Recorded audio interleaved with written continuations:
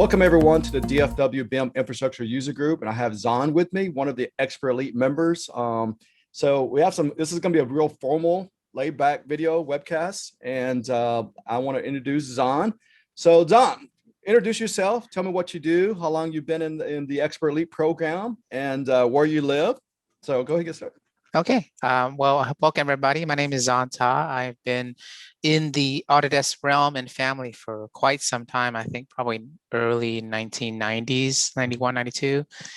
I started with AutoCAD, Release 9, and kind of gradually moved forward with that. I'm currently an application engineer for a Autodesk reseller, Repo Products in Smyrna, Georgia. Mm-hmm. So I handle the AEC aspects of the business. So I teach and I support all the Autodesk products like AutoCAD, Revit, Navisworks, things like that. So that's one of my main jobs that I do. I also teach Revit for the university as well, Kennesaw State University. Okay. So yeah, from a working standpoint, that's kind of where I'm at. Okay, so you started with, what did you say, AutoCAD version 9? 9. Oh, yes. Wow. I started with 12. Okay. So oh, okay. Where were you at when you were doing version 9? I was a sophomore in college in Miami. Yeah, in Miami. Cool. Mm-hmm. What'd you think when you saw version 9? It was like kind of archaic, but it kind of, I mean, you kind of understood it, and you just kind of learned it in class and try to, make it work for you.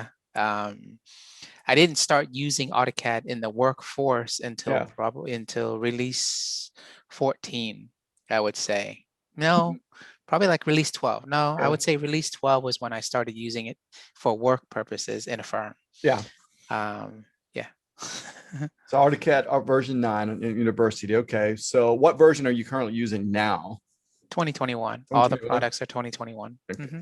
So you do application, you as one of the resellers, all right? So do you keep all the versions on your computer since somebody calls up, hey, I have version like 2012? Well, yeah, the computers that we have that I work with, we try to keep it to up to 4 versions back. Well, but if we go further than that, it's not worth it. It's even hard to even keep the media that far back. But once in a blue moon, we get a tech issue that pops in and says, hey, I'm using release 2012. I'm like, really? You're back there? It's 2021, right? Exactly. I get the same thing. Yeah. On 2 of my laptops, I go back 5 versions. But just like you, somebody will call up and, version 12, AutoCAD 2012 or Civil 3 2012, like, whoa. Okay. So that's it. Tell me a funny story, I guess, learning the product, or using the product of, either AutoCAD or even Revit, would like to share. I remember when I was using AutoCAD, this is probably release 14 or 15. And I was working in Maryland, Baltimore at the time for an architecture firm. And it was always the same routine for everybody. We would come in the morning, we'd go to our workstations, power up the machines, start up AutoCAD, and then we'd all go to the break room. Yeah. We'd sit and eat breakfast and drink coffee and chat for a little bit. Mm-hmm. Then we go back to the machine to see if AutoCAD is up and running. And then finally, once it's up and running, we initiate a command to open a file and do stuff. Yeah. And then we run back to the conference room or to have a meeting. And then, so it wasn't always just sit and work. We just had to wait for a while. So that was kind of hilarious that's how it was until it started catching up with us. I remember one time I was plotting a subdivision set of plans. And at that time, I wasn't using the sheet set manager. This is way back into it. And we were printing the whole batch plat straight to the plotter, not to PDF, then plotter. So it would take the plotter like 30 minutes to process the data. It would just sit there and process. And we'll go to lunch, come back, and then eventually start printing. We later realized we started using the sheet set manager and setting up as a PDF, and then we'll set the PDF and go to the printer. Well, if you send the PDF to the printer, it doesn't buffer, it goes straight to printing, And I felt like an idiot for the first 2 years not using the sheet set manager. So like, man, it sure does take forever to print. So no, I remember back when we were working, we had an 8-pen Rapidograph plotter. ink plotter, and we always had to make sure that you guys, are you sure we're ready to print this thing? Because we send this to the machine, that's it. It's a 45-minute process for one sheet. And if you got one thing wrong on that piece of paper, you're done. Then we were like, did we have enough ink? Are all the tips functioning properly? Do we have enough paper? It was always, you can't just print and you're done. You just assume that it's going to print one sheet and you're done. It always took like 4 or 5 attempts and just tons of wasted paper and time and ink. Yeah, that's just the stories of back in the day. Yeah. Oh yeah, exactly. Another funny story I had was it was kind of funny when I think back now, but it wasn't when it happened. Is when I was actually upgrading all our software from Windows 7 to Windows XP. No, Windows XP, which was this 32-bit, to Windows 7. So I actually upgrade all the software and reinstall all the software. Well, I didn't do it correctly. I didn't export it all out. So Autodesk like reached out to me like the next day, is, hey, you have like 32 licenses and stuff. I'm like, oh, I'm sorry. I got scared. They did an audit. Oh no. And they noticed that we only had 16 licenses. And when I reinstalled it, it had 30 doubled. And so they reached out to me and called me. Like, I was real nervous, like, oh, and I explained to him what happened. He goes, well, you do know you're supposed to export these profiles and serial numbers. And that's when they were watching very carefully. Yep. So, so I guess, how do you do self-training? Everybody has different methods. As an expert lead, how do you self-train to continue learning the software, making yourself better? Well, normally if I'll reach out initially to either other expert elites that know the software that I do. If I run into a snag, I ask them. A lot of times I go on to YouTube and see who's pushing out the latest Revit videos and see if there's anything that's different. I looked at LinkedIn Learning. Sometimes I actually read the help database in Revit too. And then a lot of times it's just experimenting. A lot of times it's somebody will call me up and say, I can't do this in Revit. And then I said, okay, well, how did you do it? And then I would listen and watch how they did it. Then 9 times out of 10, I expect, no, this is how you're supposed to do it. But once in a while, they'll do something like, oh, I didn't think about it this way. Let's try this. Let's bend this way. So that's how I learn a lot. I did a lot of self-training. I would spend time during lunch for the last 20 years, just sitting there eating. I watch a video, but then I start playing with the software. What does this button do? Okay. And I hit the help menu. Okay. And I'll try it out. And that's how I did it I only took one Civil 3D class ever. And that was when it first came out in 2005. But the rest of the time, and then sometimes at home for like 2 hours late at night, I'll just try to break it, use it, play with it, and that's how I did self-training. Every now and then I might look at a YouTube video or something. But most of it was self-training. I just sit there. I've never done formal training. I always cracked the books out and went through books and read and, so it's back in the early 1990s when you bought the software. I don't know if you remember, it came with a book. Oh yeah. Now you gotta go. I still remember all those books. Yeah. Right. Civil 3D had this a big one, so they stopped doing it. Then eventually everybody was making their own books.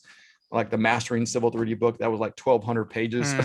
So, but so where do you see the product, like Revit, in the next 5-10 years? Where you think? I know we, as a beta tester and expert elites, we have disclosure, but how do you think it's going to go in 5-10 years? The software, where you think it's going to be? Your opinion. The Revit software and how they've evolved it over the years has been pretty miraculous. If you look at it, they've made it a lot more robust, a lot more stable. They've added a lot of content in it to help you do not just basic Revit modeling, and going to fabrication level and going into even conversing with civil and conversing with fusion and other things like that. And so I think where the software will eventually evolve is more, because they're already introducing generative design and artificial intelligence into it. And then they've got the Dynamo side and they're trying to throw programming into it. So it's trying to become this jack of all trades program for everybody in the AEC industry. And I don't know if it's going in the right direction. Yeah. I think that there's a lot of good things about it, but I think that if you try to become the, really good for everybody, for everything, you don't become an expert at one thing, Yeah. and so that might get lost in the translation over time. I'm not sure where Autodesk is heading with the software, Yeah. but it is, up to this point, the latest version is the most stable, the easiest to install, the easiest to work with. So that's a good thing, Where would you like it to go then? The next question is where I just verbally tell it, do this for me, and it just does it. And then I can go drink coffee or whatever, and not have to worry basically about. the Iron Man Jarvis. Yeah, basically, yeah.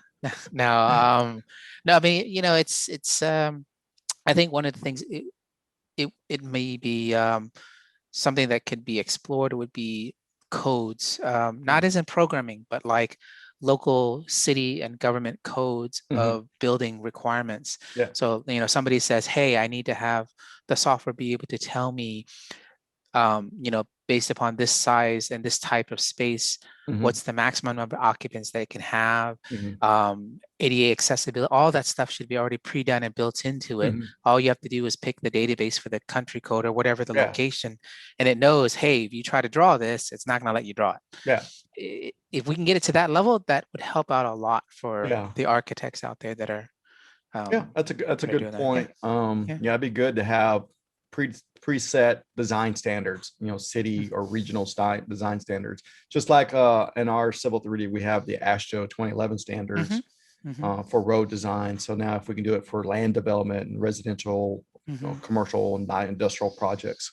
So and then the other thing I was thinking, that it's one thing to draw and to model the building as it is now with the software, but if they can set it up where, if let's say something as simple as 2 clicks and you've got a wall, right? Yeah. That's how you draw it right now. You click one line, you click one point, you click another point of a line, and you've built a 3-dimensional wall. Well, I'd like to see them have it built such that they actually have internal components, not just layer make up the definition of the wall, but like the actual 16 or 24-inch studs, either wood or metal, and horizontals. And if you can get to that level, fabrication, automatic generation drawing, and instead of having to rely on an add-in or something like that, it would help people out tremendously. Yeah, that's a good point. You throw in a door, you throw in a window into a wall. Not only does it cut the wall opening, but it puts in all the studs and all the bracing, and it's one next level that would be logical. For me, I like to see the product. I mean, I'm starting to see a little bit of it where you're integrating products into one. So like in Civil 3D, we have Map 3D, we have vehicle tracking, SSA, kind of everything is all kind of embedded into the product. It'd be nice that we can incorporate other products and where you can just switch the interface back and forth, So in 10 years, imagine it's really one product, but if you're doing engineering, you switch it over, it's to Civil 3D. And the whole interface similar to like workspaces. But now when you just share a model, it's one format, just really one format, and you're just sharing that file to another third party. And so if they want to look at it in Revit, that's a Civil 3D design, they open up the file and change it over to Revit, and the interface changes, and they continue on like a true BIM file format. So I would love to have like InfraWorks embedded into Civil 3D and Recap, and Navisworks all embedded into Civil 3D and just one giant interface. Be a big software platform. That would be a seriously robust program. But even a light version of Revit would be nice in Civil 3D, where I can just not make edits, but I could change little things here and there. Maybe the color of facade of a wall or something. But if I can pull it up with no issues, not converting nothing, I could pull it right into my Civil 3D product and draw and insert it in. That would be kind of nice. The interoperability between all the different applications needs to be better, needs to be smoother. That's always been a contention. So tell me probably 2 really great tips and tricks you would share about either AutoCAD or Revit. Maybe your favorites or probably the most efficient people should know about. Well, I mean, I for the most part, I spend most of my days in Revit, not so much in AutoCAD anymore. But I actually did put together like 30 different tips and tricks in Revit for my YouTube channel. Okay. And so one of the tips that people are not aware of is that, let's say you're looking at the section of a wall. and the wall goes down to a footing. Yeah. But you want, say, the exterior material of the wall. Let's say the wall is brick and block.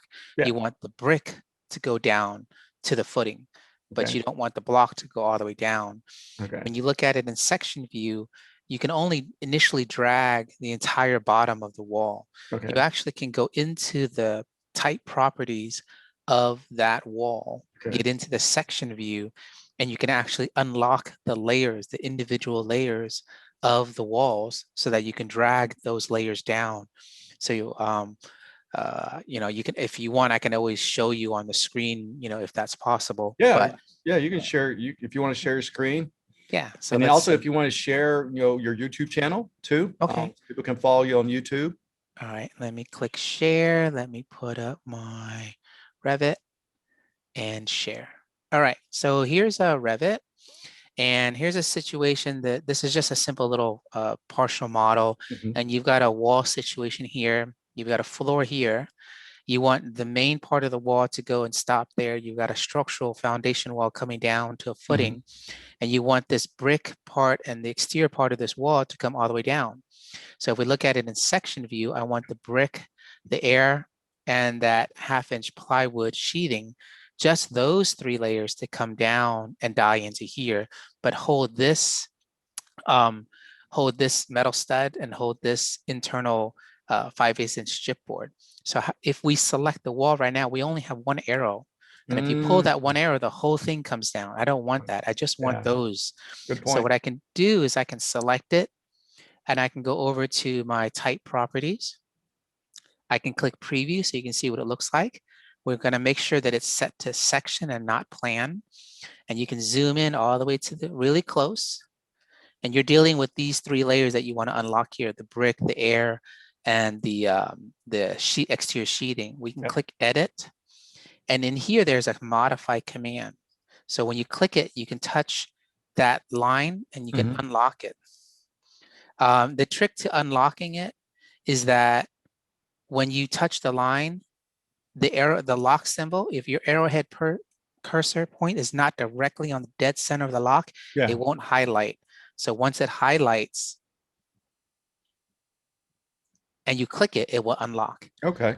And you would do that for each of the layers that you want to unlock. So, and then the other thing too is if you have a really sensitive mouse, you might want to change the sensitivity level. So now that I unlocked all 3 of those layers and I get out of my type properties dialog box, now I have 2 arrows. See? Yeah. Now I can pull that second arrow down. Oh, wow. That's cool. So it's a neat trick that you can do and not too many people know about, but it's to help you with setting up so that it models properly. So same functionality here. You don't even have to do it in section. You can just, grab it from here and pull. It just depends on how you move your mouse. And I don't like to work in 3D too much because sometimes if my orientation is off, I might pull the wrong way. See? Yeah. That's good. So, sometimes it's easier to kind of reorient yourself a little bit and let it come down. See? Yep. So that's a one nice little tip that people are not too familiar with when you're working with Revit. Okay. Cool. That's cool. Yeah. And if you want to share your YouTube channel so people can follow you on YouTube. And so let me go to my other screen. And all your social media, if you have a slide showing on your social media. Well, actually, I have a lot of content that's out there on the web. Okay. And just for the sake of today, it's easy. If you go to YouTube and you just search for my name, you can get to my channel. And this is my channel. And you've got tons of videos in here. I have like over 250 plus videos just on Revit alone. Oh, but in here, you'll see videos on, I'm sorry? I think you're using the other screen. Okay, let's see. Let me stop the sharing and then let me reshare again and do that one and share. Okay. So here you should be able to see the YouTube. There, yeah. And then if you just search for my name, you'll find it. This is what it looks like. And then under videos, you'll see a list of all the videos that I've done. It sorts initially by the most recent down to the oldest, but there's like tons of playlists like recap, Dynamo, Format, Robot Structure Analysis, Revit Tips and Tricks, AutoCAD.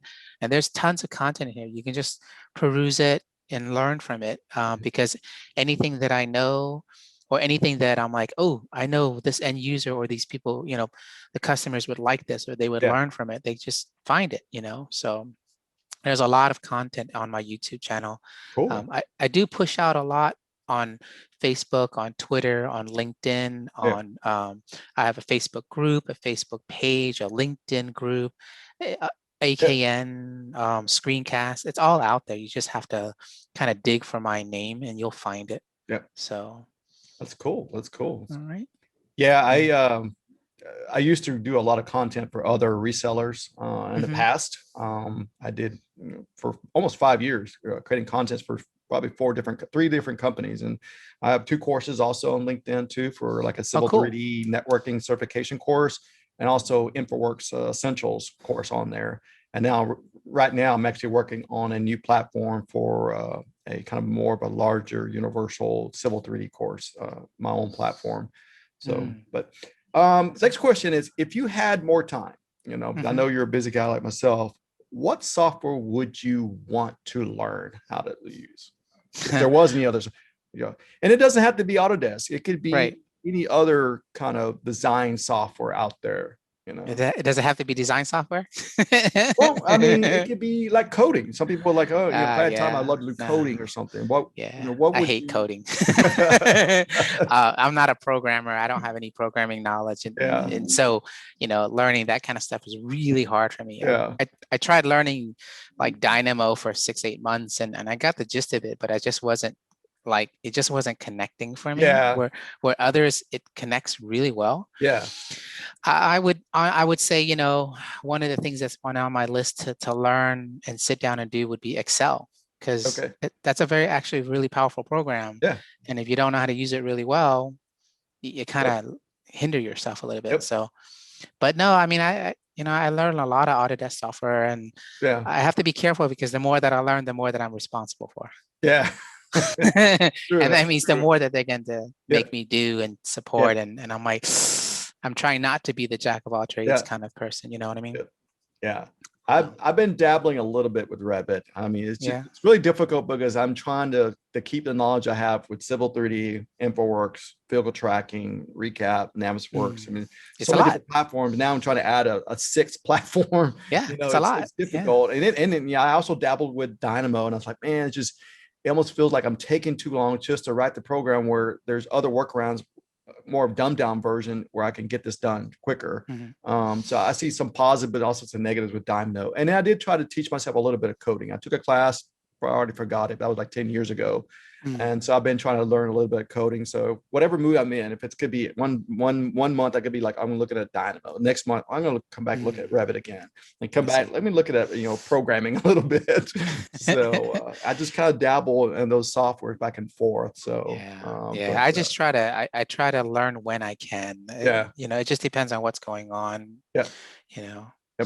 So what are your thoughts about the VR and AR technology going on right now? So I think they're interesting. I've seen some experimentation out there. I've tried some headsets and messed around, and I can't personally do it because I get vertigo. And so it just doesn't work for me, but I have coworkers and friends who've tried it, and they think it's pretty neat too. I think it's a good tool for the purposes of presentation. And kind of idea generation and manipulation of let's say you've got a headset on and you want to walk through the Revit model and say, okay, well, what if the wall is this color or this material, or we change this around? That I can see using it as a tool in that respect, but not much further. So I've talked to a couple of developers and asked about the whole VR technology. Some of them like it, some of them feel like it's kind of a waste of time, and money when they're just trying to get it developed. And it's like, look, I can probably see that, if I want to change some walls, I can visually see it in my mind already. I don't need somebody to go and model it. And so bigger developers, I can see that they want to spend the money and make this immaculate 3D model and push it in VR. The small developers, they're not crazy about it. Like, look, you got to have a robust tech to handle it on top of that too. So it'll eventually change. I know it will. That's like anything else with technology. It's always slow and expensive initially, but then over time it gets better. I don't know if you know Andy Carter. He came to one of my user group network event training events, and he did a class about using I think it was Lumion 3ds Max and InfoWorks, and he built a 3D model where it was an apartment complex on the course, and then at the end he was using an Xbox controller with an avatar Wow. on the apartment with a controller, and he's jumping buildings and Wow. stuff, and it was pretty cool what he did. I mean, but you're going across 3 different platforms. First he started with InfoWorks, and then he went into 3ds Max, and then he went into I think it was Lumion. Lumion or Twin Motions, one of those. And it was pretty cool, but yeah, you're sitting there controlling with an Xbox controller and using your design software and running around the parking lot and apartments and going inside the building. And so it was turned it into basically like a game. Right, So, right. And yeah. I mean, from a business standpoint, they'll always look at it and say, well, how much does this cost for me to do and invest in, and how much time and money will it take for my end users to learn what they need to learn to do it? And then how do I get that back? It becomes too cost prohibitive for a lot of people. I mean, I've talked to some big architects where they create an immaculate, realistic 3D model of apartment complex. The video is $200 like per second to build. That's how long it just running the numbers. And they got a 2-minute video of this development, and they're putting it on the developer's website. And like, well, was it really worth spending $20,000 for this video, or you're going to have it for maybe a year on your webpage, and then it's going to be gone? And then what are you going to do with the video then? Stuff like that. It all really boils down to how much traffic it draws, and how do you tie it back to, is it profit? Did it become profitable at that point? You're fishing. You're fishing with a really expensive bait. Yeah. Exactly. That's kind of how you see it. So. Exactly. Yeah. What did you do this year during AU 2020 or last year AU 2020? I know we did everything online. So what was your experience like? So last year's AU 2020 for me was just attending and taking classes, helping out at the answer bars here and there. But I didn't teach this year. This past year, I didn't teach. So it was really just kind of very informal. It was also in the midst of me moving too, so it was really difficult to try to stay grounded on it. So yeah. Okay. Cool. Yeah, I didn't really take any classes. I just participated in a bunch of Autodesk networking events for expert leads and other programs I'm involved in, and also the answer bar. I had fun coming in and going on the answer bar and stuff like that. But I still miss networking with the team, the expert leads.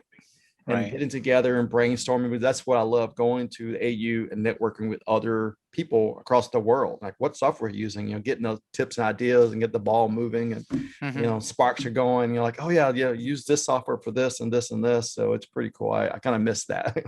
Yeah, it definitely. That's the connectivity that was lacking big time. But hopefully, maybe next year. We never know. They might have it if they have it. Yeah, we're hoping. Do you run or attend any user groups locally in your area? Oh no, I used to do Dynamo, and I used to do Revit, but with my schedule and I had to back off on all of that. Because I don't just work the regular job at my office, but I also, like I said, I teach for KSU, but I also do martial arts and teach 5 days a week that. And then I also do scouts as a leader for both the troop and the pack. Oh wow. For two boys. So wow. With all that, and then the home stuff, it's just too much. I have very little time. So. I know how you feel. Yeah, I'm running the training company, Civil Cat Solutions, but I'm also running a small civil engineering company. So that geez. So I'm running both at the same time.